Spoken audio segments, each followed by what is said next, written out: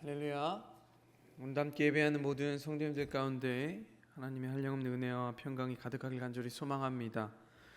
오늘은 이제 성경의 식물 이야기 이제 7번째 시간으로 이제 새 희망을 상징하는 상수리나무라는 말씀의 제목으로 말씀을 나누도록 하겠습니다.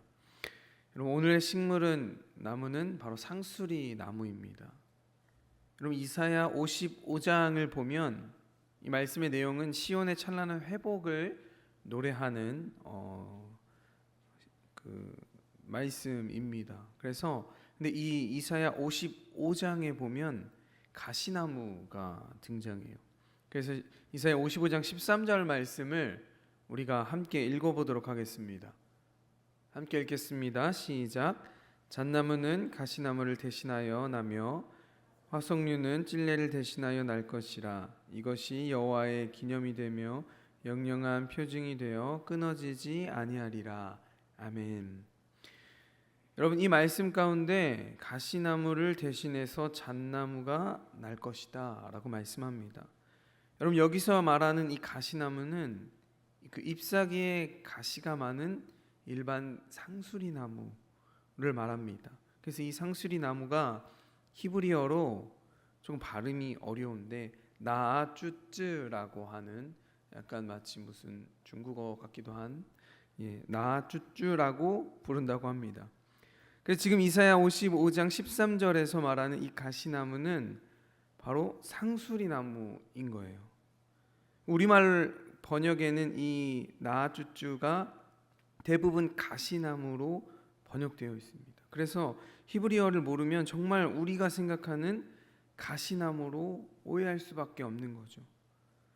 여러분, 이 상수리나무는 예루살렘을 중심으로 유다 산지에서 자라는 일반적인 상수리나무와 북쪽의 다볼산을 중심으로 자라는 다볼산 상수리나무, 이렇게 크게 두 개로 나눌 수 있다고 합니다.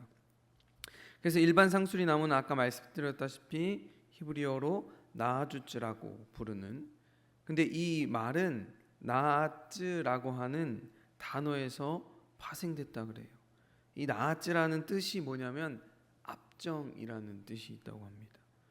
그래서 잎사귀 주변이 마치 압정의 그 가시처럼 뾰족뾰족해서 자칫 찔리기 쉬워서 붙여진 이름이 바로 이 이름이라고 해요. 그래서 제가 사진을 준비했는데 이 상수리나무의 이파리가 이렇습니다. 끝에가 뾰족뾰족하게. 여러분, 이러한 일반적인 상수리나무 말고 이제 다볼산의 또 상수리나무는 히브리어로 나할랄 또는 나할롤이라고 이렇게 부른다고 해요. 그런데 이 성경에는 이 이름들이 도시의 이름으로 나오기도 합니다.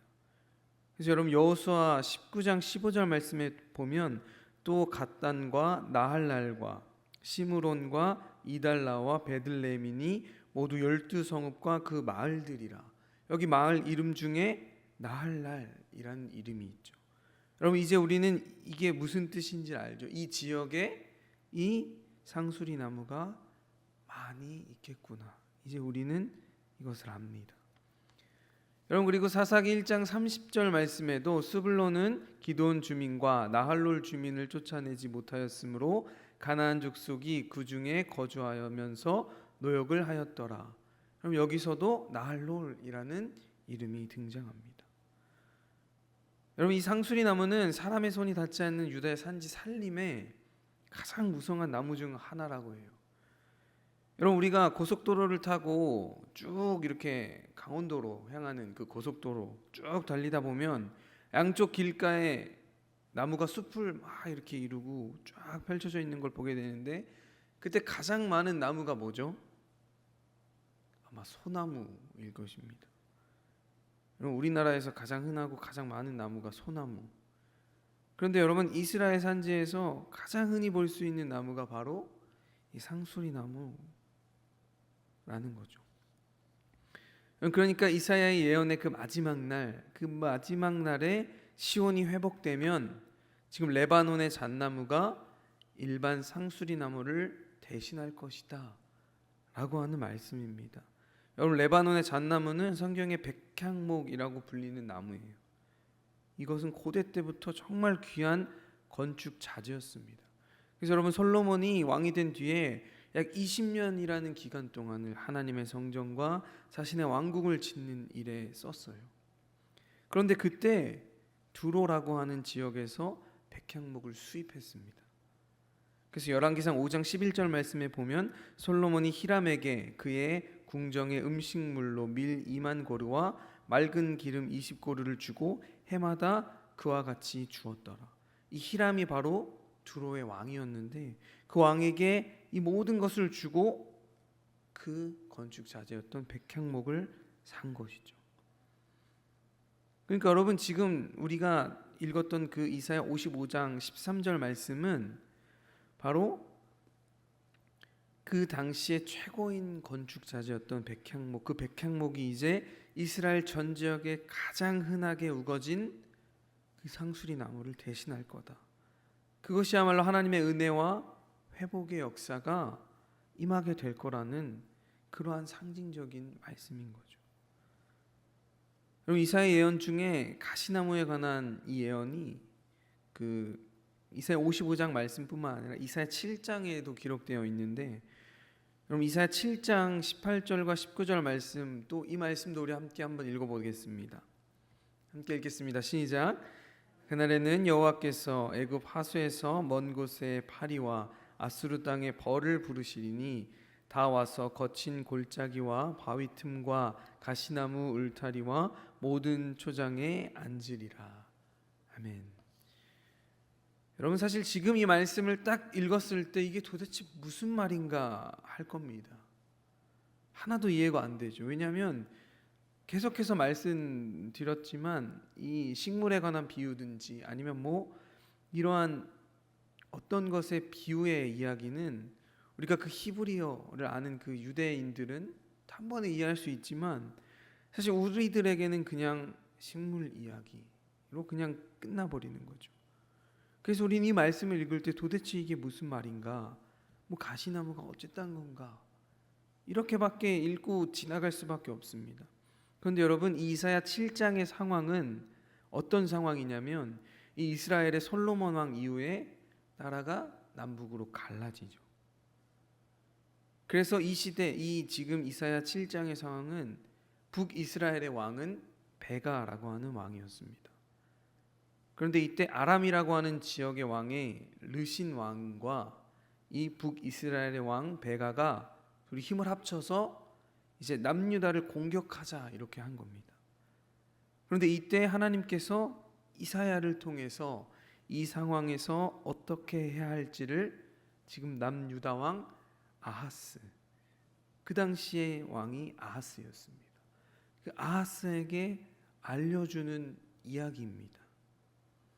그래서 이사야 7장 4절 말씀에 하나님께서 이렇게 말씀하세요. 그에게 이르기를 너는 삼가며 조용히 하라. 르신과 아람과 르말야의 아들이 심히 노할지라도 이들은 연기나는 두 부직갱이 구루터기에 불과하니 두려워하지 말며 낙심하지 말라. 지금 이사야가 하나님의 말씀, 이 말씀을 이 아하스 왕에게 전하는 겁니다. 지금 북이스라엘의 베가와 아람의 왕이 힘을 합쳐서 남유다를 공격할지라도 두려워하지 말라고. 아무리 그들이 힘이 세도 제가 지금 이사야 7장 4절에 읽어드렸죠. 이 둘은 연기나는 두 부직갱이, 그 구루터기에 불과하다. 그러니까 낙심하지 말고 두려워하지 말라. 그 대신 뭐 해라? 여호와 하나님을 의지해라. 이렇게 이야기하는 겁니다. 여러분, 그런데 이 아하스 왕이 정말 하나님을 의지했을까요? 안 했을까요? 의지하지 못합니다. 아하스는 눈에 보이지 않는 그 하나님보다 눈에 보이는 이제 주변 강대국에게 도움을 요청해요. 당시에 아수르의 힘을 빌려서 이 위기를 내가 벗어나야겠다. 여러분, 하나님은 이 아하스의 마음을 이미 아셨죠. 그래서 또다시 이사야를 통해서 경고의 메시지를 주십니다. 만약 너가 생각하는 것처럼 북쪽의 그 강대국인 아수르의 힘을 빌려서 아수르가 이 전쟁에 개입하게 하면 분명히 저 남쪽에 있는 강대국인 애굽이 개입하게 될 거다. 그러면 결국 그 두 나라 사이에 낀 이 이스라엘의 전 영토는 전쟁터로 변하게 될 거다. 여러분, 이 말씀이 바로 우리가 방금 읽었던 이사야 7장 18절에서 19절 말씀의 내용입니다. 말씀을 다시 한번 띄워주세요. 제가 설명드린 것을 잘 생각하시고 이 말씀을 다시 한번 제가 읽어드리겠습니다. 그날에는 여호와께서 애굽 하수에서 먼 곳에 파리와 아수르 땅에 벌을 부르시리니 다 와서 거친 골짜기와 바위 틈과 가시나무 울타리와 모든 초장에 앉으리라. 여러분, 지금 18절 말씀에 애굽 하수에서 온 파리, 그리고 아수르 땅에서 온 벌, 지금 애굽과 아수르를 파리와 벌에 비유하고 있는 겁니다. 사실 아까 북이스라엘의 왕 베가와 아람의 왕 르신을 부직갱이에 비유했던 것과 비슷한 거예요. 하나님을 의지하면 이 모든 나라가 부직갱이, 파리, 벌에 불과할 거지만, 그렇기 때문에 나를 의지하면 여호와 하나님의 강하고 그 위대하심을 너가 보게 될 거다. 계속 말씀해 주시는 거죠. 그리고 여러분, 19절 말씀에 거친 골짜기와 바위 틈, 여기는 뭘 상징하냐면 사막과 광야로 이루어진 그 이스라엘의 남쪽 지역을 이야기하는 거예요. 그리고 그럼 여기서 말하는 가시나무 울타리는 무엇일까요? 바로 상수리 나무를 말하는 거죠. 이스라엘 중앙에 있는 유다 산지에 많은 그 상수리 나무. 그리고 또 그 초장, 이 초장은 이스라엘 북쪽에 많은 그 다볼산 상수리 나무를 말합니다. 그러니까 이게 무슨 말이냐면 지금 이스라엘의 남쪽, 북쪽, 중간 모든 지역 어디든 애굽과 아수르의 군대가 가득 찬 전쟁터가 될 거라는 겁니다. 이 전쟁으로 인해 그 이스라엘 모든 땅이 다 황폐하게 된다는 거죠. 그렇기 때문에 여호와 하나님을 의지해야 한다는 것입니다. 여러분, 하나님께서는 이 식물과 여러 가지의 비유를 통해서 앞으로 펼쳐지게 될 그러한 상황을 미리 계속해서 알려주시고, 그리고 또 오늘 상수리 나무의 비유를 통해서는 이스라엘 백성들에게 더 나아가 소망과 희망을 주십니다. 여러분, 솔로몬 왕 이후에 남유다 최고의 전성기를 이끌었던 이제 남쪽 그 우시야 왕이 여러분 죽던 그 해에 하나님의 말씀이 누구에게 임하냐면 이사야에게 임합니다. 하나님께서 이사야를 부르시고 그 부르심에 이사야는 순종하죠. 그래서 이사야 6장 8절 말씀에 내가 또 주의 목소리를 들으니 주께서 이르시되 내가 누구를 보내며 누가 우리를 위하여 갈고 하시니 그때에 내가 이르되 내가 여기 있나이다 나를 보내소서 하였더니, 이렇게 이야기하며 이사야가 그 여호와 하나님의 부르심에 순종하겠다 그렇게 이야기합니다. 하지만 하나님께서 이사야에게 전하라고 한 그 말씀은 참으로 안타까운 말씀입니다. 그 말씀이 바로 이사야 6장 9절과 10절 말씀인데 제가 읽어드리겠습니다. 여호와께서 이르시되 가서 이 백성에게 이르기를 너는 듣기는 들어도 깨닫지 못할 것이요 보기는 보아도 알지 못하리라 하여 이 백성의 마음을 둔하게 하며 그들의 귀가 막히고 그들의 눈이 감기게 하라. 염려하건대 그들의 눈으로 보고 귀로 듣고 마음으로 깨닫고 다시 돌아와 고침을 받을까 하노라. 이렇게 말씀하십니다. 여러분, 이 지금 하나님의 말씀을 한마디로 요약하면 백성의 마음을 둔하게 하고 귀를 막아서 아무것도 못 듣고 아무것도 못 보게 해라 라고 하는 말씀인 거예요. 여러분, 이 말씀을 들은 이사야는 하나님께 이렇게 묻습니다. 이사야 6장 11절과 12절 말씀에 내가 이르되 주여 어느 때까지 이리까 하였더니 주께서 대답하시되 성읍들은 황폐하여 주민이 없으며 가옥들에는 사람이 없고 이 토지는 황폐하게 되며 여호와께서 사람들을 멀리 옮기셔서 이 땅 가운데 황폐한 곳이 많을 때까지니라. 무슨 이야기냐면 이미 북이스라엘과 남유다가 앞으로 벌어질 일들에 대해서 말씀해 주시는 거죠. 무엇이냐면 완전히 이제 그 이스라엘 모든 땅이 황폐해지고 남은 것이 아무것도 없어질 그때까지, 그리고 모든 주민들이 다른 곳으로 다 포로로 끌려가든지 죽든지 그렇게 황폐해질 때까지, 그때까지 그 모든 사람들이 눈이 가려지고 귀가 어두워질 거다 말씀하시는 거죠. 그런데 여러분, 하나님께서는 이사야 6장 13절 말씀에 마지막으로 이렇게 말씀하세요. 여러분, 우리가 이 말씀을 함께 읽어보도록 하겠습니다. 이사야 6장 13절 말씀 함께 읽겠습니다. 그 중에 10분의 1이 아직 남아있을지라도 이것도 황폐하게 될 것이나 밤나무와 상수리나무가 배임을 당하여도 그 구루터기는 남아있을 것 같이 거룩한 씨가 이 땅의 구루터기니라 하시더라. 아멘. 여러분, 지금 하나님께서는 이스라엘 모든 것이 다 없어지겠다, 다 없어져야 그게 끝날 것이다 말씀하셨는데, 마지막 13절 말씀에 이렇게 말씀하시는 거죠. 10분의 1이 남아있을지라도 그것 또한 황폐하게 될 것이지만, 완전히 다 사라지게 될 것이지만, 밤나무와 상수리나무가 배임을 당해도 그 구루터기가 남아있는 것처럼 거룩한 씨는 남게 될 것이다 라는 것입니다. 여러분, 하나님께서는 지금 완전히 유다가 황폐해질 것이라고 말씀하시고 계시지만, 그럼에도 거룩한 구루터기에 소망도 함께 말씀하고 계십니다. 여러분, 지금 이사야 6장 13절 말씀에 두 나무의 이름이 등장해요. 하나는 밤나무, 그리고 또 하나는 상수리나무죠.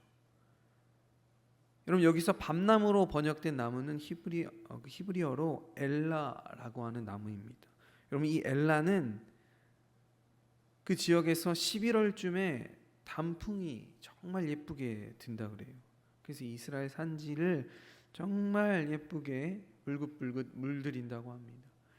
그래서 이 단풍으로 물든 엘라는 이스라엘의 최고의 영광을 상징한다고 해요. 오늘날 이 나무의 이름이 테레빈이라는 나무라고 한다고 하는데, 그러나 이 엘라 잎도 오래지 않아 모든 영광을 뒤로한 채 어떻게 되냐면 앙상한 가지만 남게 되죠. 왜냐하면 낙엽이 다 떨어지니까.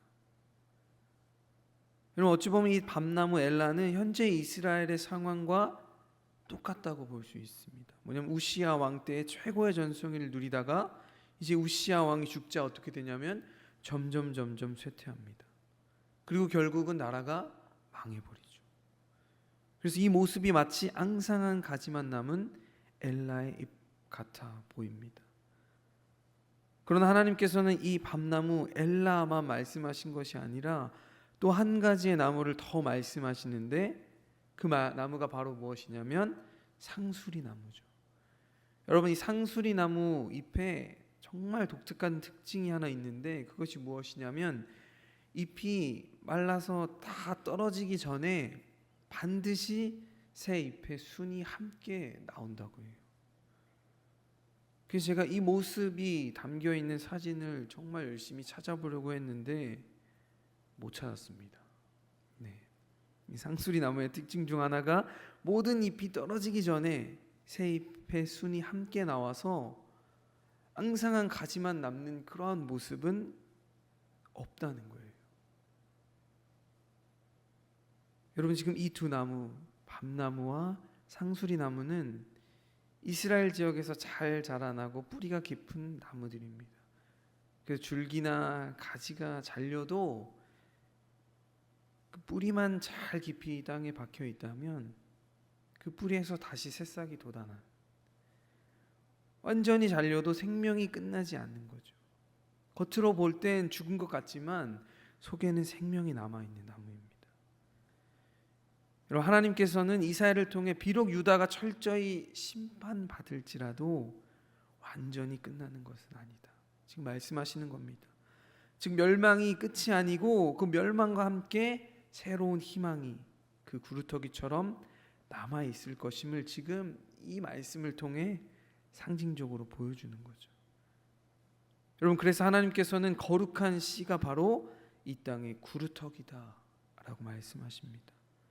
즉 이 땅에 남아 있는 자들, 하나님께서 남겨두신 신실한 자들이 있을 것이고, 하나님께서는 그 남은 자를 통해 다시금 새 일을 시작하시겠다 지금 약속하시는 것입니다. 그런데 여러분, 이 남은 자가 누구냐면 바로 예수 그리스도십니다. 이 말씀은 예수 그리스도를 예표로 한 말씀입니다. 그래서 하나님께서는 거룩한 씨, 즉 겉으로는 죽은 것 같지만 속에는 생명이 남아있는 그 구루터기, 하나님의 신실한 그 남아있는 자, 바로 예수 그리스도. 사랑하는 성도 여러분, 하나님께서 우리의 삶이 바로 이런 구루터기와 같은 삶이 되길 원하시는 줄 믿습니다.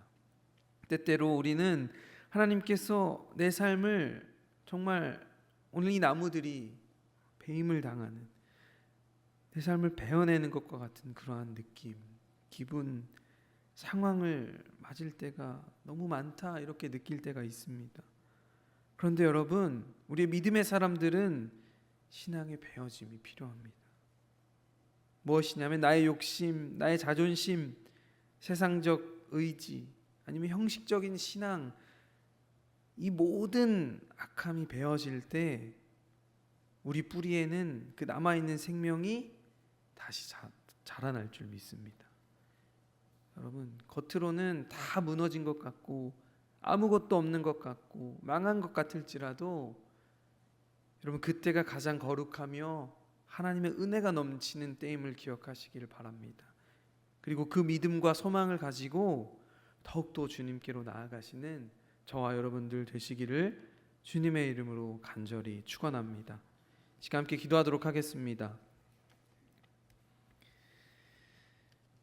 거룩하신 하나님 아버지, 오늘도 우리에게 말씀하여 주시고 우리의 시선을 다시 한번 하나님께 두며 소망을 두게 하심에 감사합니다.